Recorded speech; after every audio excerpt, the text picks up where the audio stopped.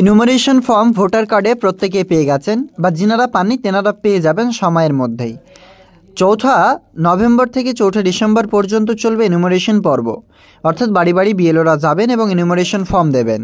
Form প্রত্যেকেই দিয়ে পেয়ে গেছেন এবং ফর্ম পাওয়ার পর আপনারা আবেদন করবার জন্য বা ফর্মটা পূরণ করবার জন্য প্রত্যেকেই সমস্যার সম্মুখীন হচ্ছেন। কিভাবে পূরণ করবেন, আপনার আত্মীয়ের নাম কী দেবেন, এই নিয়ে কিন্তু নানান প্রশ্ন আপনাদের মধ্যে ঘুরপাক খাচ্ছে। তার সাথেই এই যে ইনুমারেশন ফর্মে আপনি বিবাহিত কোনো মহিলা যদি আবেদন করেন সেক্ষেত্রে কিভাবে করবেন, এই নিয়েও আপনাদের অনেক সমস্যা। তাছাড়া অনলাইন প্রসেস শুরু হয়েছে অনলাইন অ্যাপ্লিকেশন করবার জন্য ইনুমারেশন ফর্মের। সে অনলাইন অ্যাপ্লিকেশন কিভাবে করবেন সেটাও কিন্তু আপনাদের অনেকেরই চিন্তা রয়েছে, বা অনলাইন করলে অফলাইন করা যাবে কিনা বা অফলাইন করলে অনলাইন করা যাবে কিনা। তাছাড়াও আরও বিভিন্ন বা নানান সমস্যা আপনাদের দেখা দিচ্ছে। আমাদের আজকের প্রতিবেদনের মাধ্যমে আপনাদেরকে এসআইআর ফর্ম, যেটা অফলাইন ফর্ম ফিল আপ, তা আপনাদেরকে খুবই স্পষ্ট ও সরল সহজ ভাষায় কিন্তু বুঝিয়ে দেব।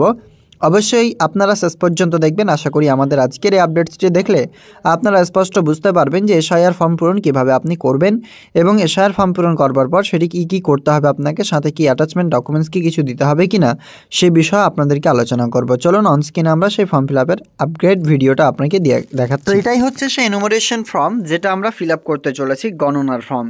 এনুমারেশন ফর্মের প্রথম পর্বে উপরের দিকে আপনারা দেখতে পাবেন ভারতীয় নির্বাচন কমিশন, এখানে কিন্তু ইসিআইয়ের লগো রয়েছে। প্রথমত ফর্মটাই কিন্তু এটা বিএলওর যেটা দেয়া ফর্ম, বিএলও যেটা প্রোভাইড করছে সেখানে আপনার নেম অ্যান্ড কন্ট্যাক্ট নাম্বার থাকবে উপরে বিএলওর, এবং এখানে দুটো গণনার ফর্ম কিন্তু দেবে। এখানে আপনারা প্রথমে প্রি প্রিন্টেড দেখতে পাবেন বা অটোমেটিক প্রিন্টেড ফর্ম আপনাকে দেবে, যেখানে আপনার ডিটেলস ফার্স্টলি পেজে থাকবে, সেকেন্ডে আপনার তথ্য থাকবে আপনি কোন অ্যাসেম্বলির আন্ডারে রয়েছেন, ক্রমিক সংখ্যা কত, সেই সমস্ত কিছু, বা পার্ট নাম্বার কত। থার্ডলি থাকবে কিউআর কোড, যেটা কিন্তু বিএলওর জন্য প্রযোজ্য, বা চাইলে আপনারা স্ক্যান করতে পারেন বিএলও অ্যাপের মাধ্যমে, ECI.net এই অ্যাপের মাধ্যমে কিন্তু আপনারা দেখতে পারবেন। এই কিউআর কোড স্ক্যান করলে আপনার তথ্য দেখাবে, তবে বিএলওর জন্য এটা খুব সুবিধাজনক একটা কিউআর কোড। সাথে এখানে আপনি ছবি দেখতে পাবেন, কোনটা ছবি না, আপনার যেটা ভোটার কার্ডে বিগত ভোটার কার্ডগুলিতে রয়েছে সেই ভোটার কার্ডের ইমেজ দেখতে পাবেন ব্ল্যাক অ্যান্ড হোয়াইট ফরম্যাটে। তার সাথে এখানে সাম্প্রতিক ফটো আপনাকে দিতে বলছে, যেটা অরিজিনালি ফটো থাকবে বা যেটা আপনার কালার ফটো পাসপোর্ট সাইজ, এখানে কিন্তু আপনাকে এখানে বসাতে বলা হচ্ছে। এখানে এবার চলে আসছি আমি ইনুমারেশন ফর্ম পর্বে। এখানে আপনারা 3টি পার্ট দেখতে পাবেন। সর্বপ্রথম এখানে আপনারা দাগ দেখতে পাচ্ছেন প্রত্যেকে, এখান থেকে এটা একটা পার্ট, সাথে এখান থেকে আপনারা এটা একটা পার্ট দেখতে পাবেন, এবং থার্ড নাম্বার এটা একটা পার্ট। টোটাল কিন্তু 3টে পার্টে বিভক্ত করা রয়েছে এই ফর্মটা। এখানে একটা দেখতে পাচ্ছেন পার্ট। তো এই পার্টগুলোর প্রথম অংশ আমরা বুঝে নিচ্ছি। প্রথমত এই যে উপরের পার্টটা রয়েছে, এখান থেকে এই উপরের পার্টটা কিন্তু প্রত্যেককে, অর্থাৎ যিনার নামে এই যে ফর্মটি চলে এসেছে বা প্রি প্রিন্টেড ফর্ম, যার ভোটার রয়েছে তার ভোটারের ব্যক্তিগত ইনফরমেশন প্রথমটা কিন্তু 100% প্রত্যেকেই ফিল আপ করবেন। দ্বিতীয়ত যে রয়েছে অংশটা, সেটা হচ্ছে এটা অংশ তাদের জন্যই প্রযোজ্য যিনাদের নাম 2002 সালের লিস্টে রয়েছে।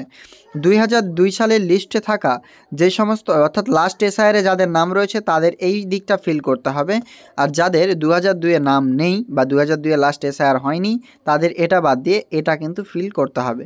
তাই টোটাল কিন্তু ফিল আমাদের করতে হচ্ছে কোনটা আপনারা ক্লিয়ার এখানে দেখে নিন। ফিল করার যেটা অপশান রয়েছে তা কিন্তু আমরা দুটো দেখতে পাচ্ছি, এটা, অর্থাৎ ফার্স্টলি এটা নাহলে এটা, কিংবা উপরেরটা তারপরে এটা, এবং আপনার তথ্য হিসেবে আপনি সেভাবে আপনি এখানে ফিল করবেন। প্রথমত আমরা আপনাকে দেখাই ভারতীয় নির্বাচন কমিশন, উপরেই কিন্তু রয়েছে সব তথ্য, পার্সোনাল ডিটেলস, নিচের দিকে রয়েছে জন্ম তারিখ। প্রথমেই আপনি পাবেন জন্ম তারিখ, প্রথমে বলছে তারিখ, তারপর মাস, তারপর বছর উল্লেখ করে এইভাবে দিতে হবে। যেমন এক্সাম্পল দিয়ে আপনারা ফিল করে দেখতে পাচ্ছেন 1/1/1994 সালে এনার ডেট অফ বার্থ বা জন্ম তারিখ তা এখানে ইনপুট করেছেন। আধার নাম্বার ঐচ্ছিক, কিন্তু এখানে আধার নাম্বারটা আপনাকে ইনপুট করতেই হবে, কারণ ভারতের যিনিরা সিটিজেনশিপ রয়েছেন তাদের প্রত্যেকেরই কিন্তু এই যে আপনার আধার কার্ড নাম্বার কিন্তু প্রত্যেকের রয়েছে, ইন্ডিভিজুয়াল পার পার্সনেরই কিন্তু একটা আধার নাম্বার রয়েছে, তা এখানে ইনপুট করবেন। মোবাইল নাম্বার দিয়ে দেবেন একটি সক্রিয় মোবাইল নাম্বার। এখানে কিন্তু এটা ম্যান্ডেটরি নয় যে আপনার ভোটার কার্ডের সাথে আধার কার্ডের লিঙ্ক থাকা যে মোবাইল নাম্বার তাই দিতে হবে, এখানে মোবাইল নাম্বার দিলে চলবে। এরপরে রয়েছে পিতা বা অভিভাবকের নাম, যেটা টিক করবেন, উপরের সাইডে টিক করে দেবেন একটা, এবং আপনার পিতার নাম দিতে চাইলে পিতার নামটা দিয়ে দেবেন, অভিভাবকের নামটা এইভাবে মিডিল থেকে কেটে দিতে পারেন, কিংবা এখানে নিচে আন্ডারলাইন কিংবা উপরে টিক দিলেও কিন্তু হয়ে যাবে। যেমনটা দেখতে পাচ্ছেন পিতার নাম ফিল করা রয়েছে। সব থেকে বেটার হবে বাংলা ইংরেজি যে কোনো ফরম্যাটে লিখুন, সেটা কিন্তু ইংরেজি থাকলে ক্যাপিটাল লেটারে লিখলে ভালো। তবে এটা যেই আপনি ল্যাঙ্গুয়েজে ইনপুট ফিল করতে পারেন, কোনো অসুবিধা নেই, কারণ ল্যাঙ্গুয়েজ মেনশন নেই, সাথে কিন্তু ক্যাপিটাল স্মল মেনশন নেই, তবে ফর্ম ফিল আপের ক্ষেত্রে ক্যাপিটাল লেটারই প্রযোজ্য হয়।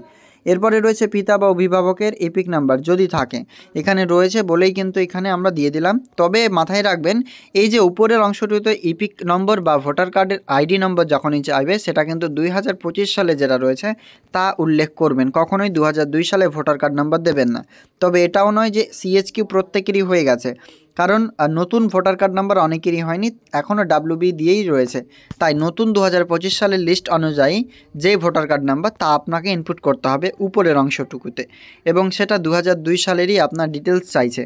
এবং এখানে তারপরে পেয়ে যাবেন মায়ের নাম, এখানে মায়ের নাম দিয়ে দেবেন।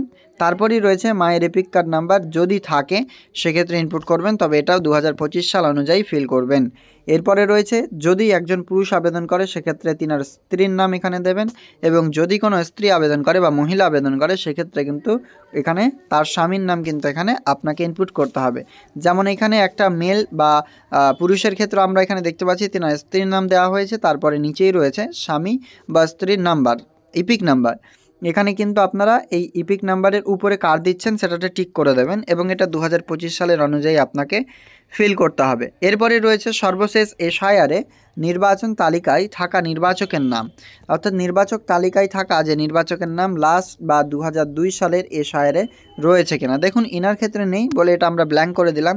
তবে ফর্ম ফিল আপের পর্বটা সেম, যদি আপনার থাকে আপনার নাম, এখানে আপনার এপিক নাম্বার, 2002 সালের আত্মীয়ের নাম লিখবেন বা বাবার নাম, সম্পর্ক ফাদার, জেলা, রাজ্যের নাম, বিধানসভা ক্ষেত্র অংশ, এগুলো কিন্তু ফিল করবেন।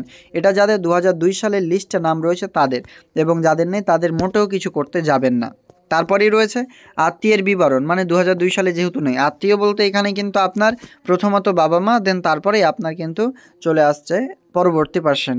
তো ফার্স্টলি আমরা এখানে দেখতে পাবেন এখানে কিন্তু ইনার বাবার নাম লেখা হয়েছে, কারণ ইনার 2002 সালে নাম নেই, বাবার নাম এখানে দেখতে পাচ্ছেন, এবং বাবার ইপিক কার্ড নাম্বার 2002 সালের লিস্টে নেই বা ইনার কাছে অ্যাভেলেবেল নেই, সেই জন্য NA বা নট অ্যাপ্লিকেবল লিখে দিয়েছেন। এরপরে রয়েছে আত্মীয়ের নাম, অর্থাৎ এই যে এই নামটা দেখতে পাচ্ছেন, মানে এটা হচ্ছে আপনার দাদু, সেক্ষেত্রে কিন্তু আপনারা স্পষ্ট এখানে দেখতে পাচ্ছেন ঠাকুরদা কিন্তু এটা, এবং দাদু যেটা বলবেন একটাই। সেক্ষেত্রে এখানে আমরা দেখতে পাচ্ছি যে আজাদ আলীর কিন্তু এখানে বাবার নাম দেওয়া হয়েছে, এবং আজাদ আলীর সাথে এই যে এই সম্পর্কটা কি সেটা কিন্তু এখানে লিখে দিয়েছেন, স্পষ্ট বুঝতে পারছেন সেটা, মানে যিনি আবেদন করছেন তিনার এটা বাবার নাম এবং ইনি কিন্তু তিনার ঠাকুরদা। সেক্ষেত্রে কিন্তু আমরা স্পষ্ট বুঝতে পারলাম যে এখানে প্রথমে আপনার বাবার নাম, তারপর এখানে ভোটার কার্ড নাম্বার 2002 নাম কিন্তু এখানে ইনপুট করতে হচ্ছে, দিয়ে এখানে রিলেশনশিপ বা সম্পর্ক দিয়ে দিবেন ফাদার, কারণ এটা ইনার বাবা, সেই জন্য আমরা ফাদার দিলাম। এটা কিন্তু মেন রিলেশনশিপের সাথে না, মানে অ্যাপ্লিকেন্টের সাথে রিলেশনশিপ না, এটা কিন্তু এই যে ডিটেলসটার সাথে রিলেশনশিপ, মাথায় রাখবেন। এরপরে রয়েছে জেলা এবং আপনার রাজ্যের নাম এবং আপনার বিধানসভা ক্ষেত্রের নাম 2002 সালে অনুযায়ী। বিধানসভা ক্ষেত্রের নম্বর পেয়ে যাবেন, কোনো সময় এখানে ফিল করবেন না, কারণ নিচের দিকে বক্স রাখা হয়েছে, সেজন্য আমরা এখানে ফিল করেছি। এরপরে অংশ নাম্বার দেখতে পাবেন, অংশ অর্থাৎ হচ্ছে আপনার পার্ট নাম্বার, যে স্কুলে আপনি ভোট দিতেন, ভোট প্রদান যেখানে করতেন, ভোটদান করার যে অংশ নাম্বার সেটা এখানে বলা হচ্ছে, এবং ক্রমিক নাম্বার, লিস্টে কত নম্বর সিরিয়ালে আপনার নাম রয়েছে এখানে আপনি ইনপুট করবেন। মাথায় রাখবেন অনলাইন এসআইআর ফর্ম কিন্তু সেম একই প্রসেসে ফিল করা হবে, তবে এগুলো ডিটেলস দিতে হবে না, সিম্পলি এই সমস্ত 3টা জিনিস দিলে অটোমেটিক্যালি তিনার নাম চলে আসবে, এবং সেখানে কনফার্মেশন দিতে হবে। এরপরে রয়েছে নির্বাচক বা পরিবারের যে কোনো সাবালক সদস্যের স্বাক্ষর বা বাম হাতের বৃদ্ধাঙ্গুল ছাপ, আত্মীয় ধরন উল্লেখ করবেন যদি অন্যদের দেন, এবং এটা তারিখ সহ কিন্তু আপনাকে সই করতে হবে। যেমনটা দেখতে পাচ্ছেন সাইন করেছে, এখানে তারিখ দিয়েছে, এখানে সাইন কিংবা নিচে তারিখ দিলেও হবে, সাইডে দিলেও হবে, কোনো অসুবিধা নেই, তবে তারিখ সহ উল্লেখ করে বলা হয়েছে। এখানে কিন্তু 3টা টোটাল ডিক্লারেশন রয়েছে, আপনারা ডিক্লারেশন ভালো করে পড়ে নেবেন, এবং নিচের দিকে বিএলও কিন্তু সাইন করবে, এর জন্য ফাঁকা অংশটিকে রেখে দেবেন, আর উপরে কিন্তু আপনার পাসপোর্ট সাইজ ইমেজ লাগিয়ে দেবেন এই জায়গাটিতে। সম্পূর্ণ সহজ পদ্ধতিতে এসআইআর ফর্ম ফিল আপের যে প্রসেস তা কিন্তু আপনাকে দেখালাম। আমাদের ভিডিওটি যদি আপনাদের উপকারে এসে থাকে অবশ্যই লাইক করবেন, অন্যদের শেয়ার করবেন, এবং আপনারা আপনাদের মতামত কমেন্টে জানিয়ে যাবেন। কোনো প্রশ্ন থাকলে অবশ্যই কিন্তু সেটা কমেন্টে আপনারা জানাতে পারেন।